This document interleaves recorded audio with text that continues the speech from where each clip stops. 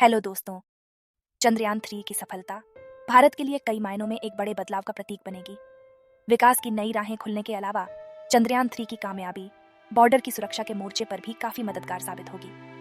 विशेष तौर से चीन जैसा शत्रु राष्ट्र जो बहुत कम अंतराल पर बॉर्डर के किसी न किसी हिस्से में घुसपैठ का प्रयास करता रहता है, चंद्रयान 3 की सफलता के बाद उसकी हर छोटी से छोटी गतिविधि पर नजर रखना आसान हो जाएगा। इसरो ने अपना सफर साइकिल और बैलगाड़ी शुरू किया था।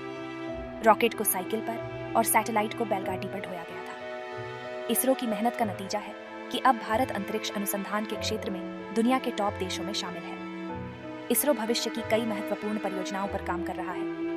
इनमें 7 ऐसे प्रोजेक्ट हैं जिनके सफल होने पर भारत स्वयं को अंतरिक्ष महाशक्ति स्पेस सुपर पावर के रूप में स्थापित कर लेगा। तो आइए जानते हैं भारत के 7 उन मिशंस के बारे में जो चंद्रयान के बाद भविष्य में इसरो द्वारा लॉन्च किए जाएंगे। गगनयान मिशन भारत का मानवयुक्त अंतरिक्ष मिशन है। गगनयान मिशन के तहत अंतरिक्ष यात्रियों को पृथ्वी की निचली कक्षा में भेजा जाएगा। अभियान में 3 अंतरिक्ष यात्रियों को पृथ्वी से 300 से 400 किलोमीटर की ऊंचाई पर अंतरिक्ष में 5 से 7 दिनों तक रखा जाएगा। इन 3 यात्रियों में एक महिला अंतरिक्ष यात्री भी शामिल रहेगी। इसरो ने तय किया गया है कि भारत के अंतरिक्ष यात्रियों को व्योमनॉट कहा जाएगा। व्योम एक संस्कृत शब्द है जिसका अर्थ आकाश है।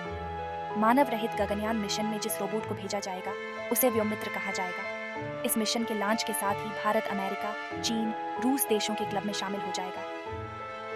चंद्रयान 1 भी इसरो एक योजनाबद्ध मिशन है। इसका उद्देश्य शुक्र की सतह और वातावरण का अध्ययन करना है। इसके लिए सतीश धवन अंतरिक्ष केंद्र से GSLV Mark 3 रॉकेट के ऊपर शुक्र के लिए एक ऑन ऑर्बिटर लॉन्च किया जाएगा।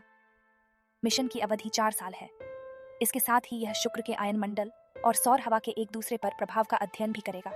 शुक्रयान 1 के दिसंबर 2024 में लॉन्च होने की उम्मीद है। Aditya LH mission Aditya L one सूर्य का अध्ययन करने वाला पहला भारतीय मिशन बनने जा रहा है। 2024 किलोग्राम के उपग्रह को सूर्य पृथ्वी प्रणाली के लैग्रांगियन पॉइंट 1 के चारों ओर एक प्रभामंडल कक्षा में प्रक्षेपित किया जाएगा। लैग्रांगियन बिंदु अंतरिक्ष में ऐसे बिंदु होते हैं जहां पर वहां भेजी गई वस्तुएं वैसे ही वहीं रहती हैं। ऐसे पॉइंट में L1 सबसे अहम है। L1 पृथ्वी से 1.5 मिलियन किलोमीटर की दूरी पर स्थित है। मंगलयान 2 इसरो का ग्रहों के बीच का दूसरा मिशन है। मंगलयान 2 या मार्स ऑन ऑर्बिटर मिशन 2 इसके 2025 में लॉन्च होने की उम्मीद है। ये मिशन मंगलयान 1 के बाद का मिशन है। इस मिशन की अवधि 1 साल रखी गई है। टाइम्स ऑफ इंडिया की एक रिपोर्ट के मुताबिक मंगलयान 2 मिशन में सिर्फ एक ऑन ऑर्बिटर होगा। मंगलयान 2 को सतीश धवन अंतरिक्ष केंद्र से GSLV Mark रॉकेट के ऊपर लॉन्च किया जाएगा। पोसेट यानी एक्सरे पोलराइजेशन सैटेलाइट यह इसरो का कॉस्मिक एक्सरे का अध्ययन करने वाला महत्वाकांक्षी मिशन है। इसे उच्च ऊर्जा वाले अंतरिक्षीय पदार्थों को अनेक तरंग दैर्ध्यों में अध्ययन करने के लिए डिजाइन किया गया है। इससे pulsar, black hole, X ray binary, active galactic nuclei, non thermal supernova का अध्ययन किया जाएगा। भारत का इस क्षेत्र में प्रयास अंतरिक्ष के नए आयाम खोलेगा, जो कि भारत के लिए ही नहीं बल्कि विश्व के लिए बढ़ी उपलब्धता होगी। निसार अमेरिका के नासा और भारत के इसरो की संयुक्त योजना है।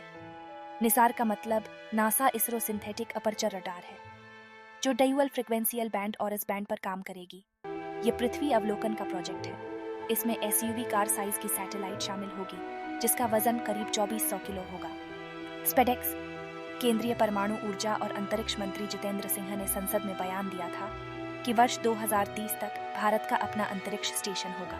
इसी की तैयारियों के तहत भारत के अंतरिक्ष वैज्ञानिक स्पेस डॉकिंग एक्सपेरिमेंट के लिए काम कर रहे हैं। इस तकनीक पर इसरो गंभीरता से काम कर रहा है।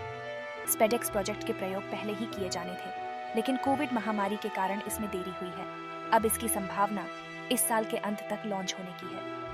अभी तक रूस, अमेरिका और चीन अपने स्पेस स्टेशन बनाने में सफल हो पाए हैं। भारत ऐसा करने वाला चौथा देश होगा। तो दोस्तों, आप अगर और इसी तरह की रोचक जानकारियां देखना चाहते हैं तो अभी हमारे चैनल को सब्सक्राइब करें और बेल आइकॉन को दबाएं। हमसे जुड़े रहने के लिए धन्यवाद। आपका दिन शुभ हो। धन्यवाद।